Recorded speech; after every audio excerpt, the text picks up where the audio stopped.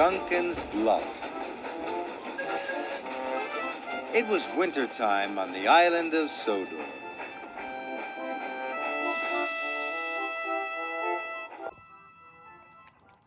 Duncan was busy puffing through the White Mountains and the frosty forests. He was proud to be a narrow-gauge engine. Duncan was delivering coal to the villagers. They were going to need extra coal from the main coaling plant.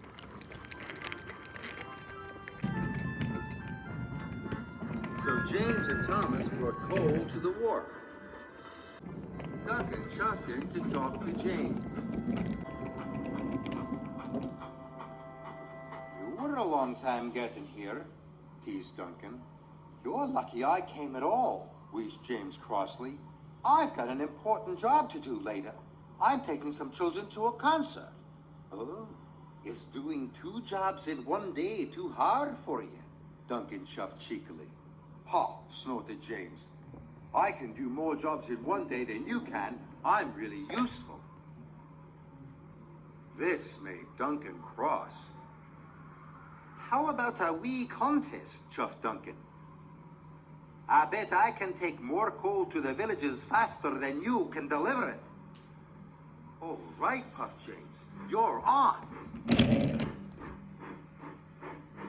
I'll show you who's fastest, chuffed Duncan. But Duncan was worried. James was big and strong.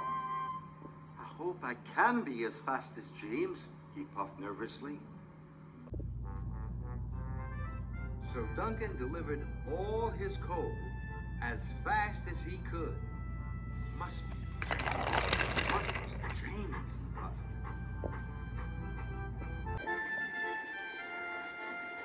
But when Duncan arrived back at the wharf, James was waiting for him. I told you mainline engines were the fastest, teased James. Duncan looked at the long line of freight cars. There was plenty of coal for the villagers there, but Duncan didn't want to lose. Oh, is this all you brought? He tooted. The villagers need lots more coal than that. Then I'll bring more coal than you have ever seen, huffed James.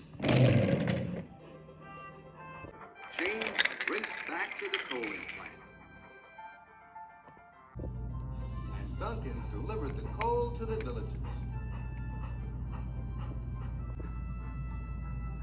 Now all the villagers had plenty of coal. Duncan puffed back to the wharf. But when Duncan arrived at the wharf, there were still lots more coal cars waiting. So Duncan decided to play a trick. I'll hide the coal cars before James gets back, he puffed.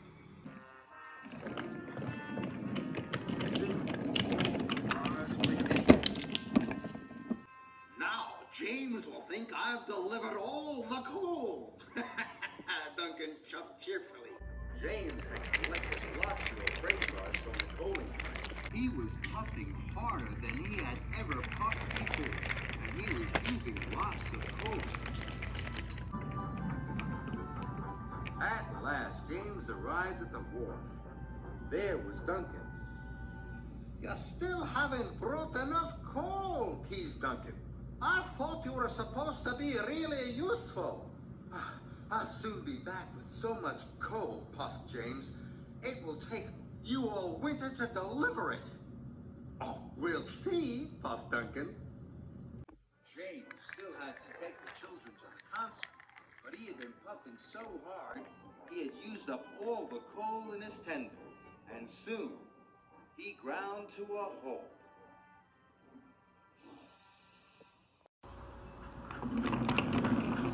That evening, the narrow gauge controller came to see Duncan.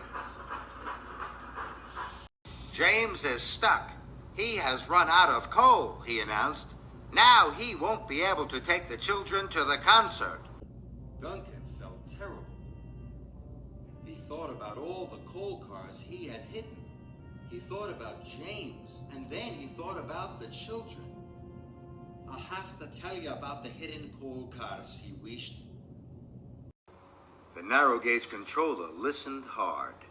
You have caused delay and confusion, he said slowly. But you have told the truth. And a useful engine always tells the truth. I'll only be a really useful engine if I can help James, whistled Duncan. So Duncan collected one of the coal cars he had hidden.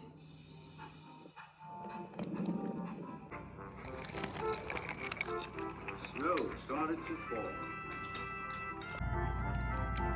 Duncan rattled along the icy tracks.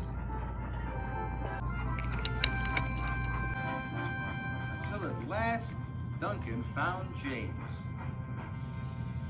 "What are you doing here?" snorted James. "I played a trick on you," chuffed Duncan. "I didn't take all the coal to the villagers. I hid it from you." "You are the fastest and a really useful engine," Duncan added. But James told Duncan that he was a really useful engine too. "You brought the coal to me so quickly, I will still be able to take the children to the concert," he puffed. "Thank you, Duncan." The coal was quickly loaded into James's tender. Soon his fire was roaring, and his boiler was as warm as toast.